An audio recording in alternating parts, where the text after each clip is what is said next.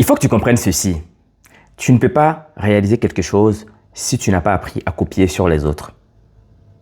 Tu ne peux pas réaliser quelque chose si tu n'as pas appris à copier sur les autres. Cela fait plusieurs décennies que des pays comme les États-Unis, la France ou d'autres pays en voulaient à la Chine. Ils nous ont fait comprendre que la Chine est un pays qui ne faisait pas des produits ou des matériaux de bonne qualité. Alors, sur certaines choses, la Chine, leur qualité est discutable. Je suis totalement d'accord. Et ce n'est pas que la Chine. En Europe, ici, il y a des choses sur lesquelles la qualité est aussi discutable. Mais bref, on va parler de la Chine aujourd'hui. On nous a fait comprendre que les téléphones chinois étaient des téléphones Shintok. On nous a appris à aimer certains types de téléphones et en rejeter d'autres. On nous a appris à dire que tout ce qui vient de l'Europe est de la superbe qualité. Mais, à contrario, ce qui venait de la Chine n'était pas de la bonne qualité. Je pense que tout ça, ça s'appelle du lavage de cerveau. Pour avoir son plein potentiel, pour développer un produit, on apprend d'abord à copier ce produit-là. Et ça, c'est la stratégie de la Chine. C'est en copiant qu'on va avoir la pratique, la maîtrise et nous allons améliorer le produit existant. Ils l'ont fait avec les véhicules, ils l'ont fait avec les matériaux de construction, ils l'ont fait avec les téléphones portables, ils l'ont fait avec tout type de produits sans exception.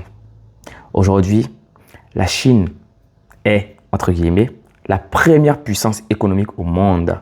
Je mets entre guillemets car il y a une grosse discussion entre la Chine et les États-Unis. D'où le fait, je prends un peu de recul pour ne pas que les économistes viennent me taper dessus. Mais ce qu'il faut comprendre, c'est que la Chine a cet historique-là de copieurs, ce qui n'est pas faux. Mais c'est ça qui les a permis justement de développer des industries qui n'existent par ailleurs au monde. Au-delà du fait que oui, la main-d'œuvre soit moins chère en Chine, personne ne se pose la question du pourquoi est-ce que toutes les industries électroniques, par exemple, vont se trouver en Chine et au Japon, en tout cas en Asie pour la plupart du temps. Ce n'est pas juste parce que la main-d'œuvre est moins chère, car c'est ce qu'on veut nous faire comprendre.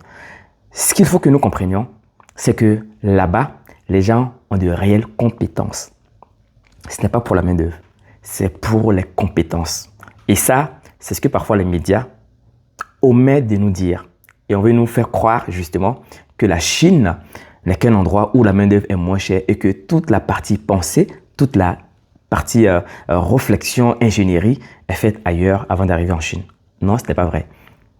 La partie ingénierie, justement, est faite réellement en France. Prenez les choses comme les téléphones portables. Tu prends Apple, Samsung, Nokia, Motorola, Asus. Tu prends toutes ces marques-là. La base est en Chine, au Japon, en Corée. Bon, Samsung, c'est en Corée, par exemple. Et ça, c'est vraiment important de quand même le comprendre. La géopolitique ne va pas essayer de nous dire la vérité. Ils vont essayer de dire les choses qui vont arranger chacun. Et ça, c'est même le projet même des pays. Chaque pays va se dire que c'est lui le leader par rapport à une nouvelle invention. Vous n'allez même pas croire qu'il y a des pays comme la Chine et le Japon qui ont été beaucoup plus en avance sur les véhicules électriques. Mais aujourd'hui, on va plus penser que ces véhicules-là ont été d'abord faits en Europe avant d'arriver en Chine. En fait, non. Et pour votre culture personnelle, la Chine est le plus gros producteur de véhicules au monde. Parce que souvent, on a tendance à penser que non, ce sont les Allemands, ce sont les Français, en tout cas, ce sont les Européens. C'est pas vrai. Les plus gros producteurs de véhicules, le plus gros marché d'automobiles au monde, c'est la Chine. Les pays comme la France, l'Italie, les États-Unis, l'Allemagne, ils sont très petits là-dedans. En fait, ils sont petits dans le game. Ok, ils font beaucoup de produits, certes, mais quand on parle de volumétrie, c'est la Chine. Et donc, vous voyez, la lecture que moi je suis en train de faire, ce n'est pas la lecture que beaucoup d'entre vous allez faire. Parce que beaucoup d'entre nous pensons que ce sont les Européens qui sont les mastodontes. En fait, non, ils sont petits dans le game. Et donc, c'est très important à comprendre. Avant de produire quelque chose, on apprend d'abord à copier cette chose-là. Lorsqu'on commence à arriver à faire une copie parfaite, et là, on va commencer à améliorer, de faire des versions 2, 3, 4 et 10 de ce même produit-là. Et ça, c'est très important. Alors, soyons dans la culture de copie avant de commencer à fabriquer. Car parfois, on veut fabriquer sans même comprendre les tenants, les aboutissants, les spécificités techniques du produit que nous voulons mettre en place, alors que ce produit-là existe déjà. Pourquoi se prendre la tête à fabriquer un nouveau produit alors qu'il y a déjà un existant?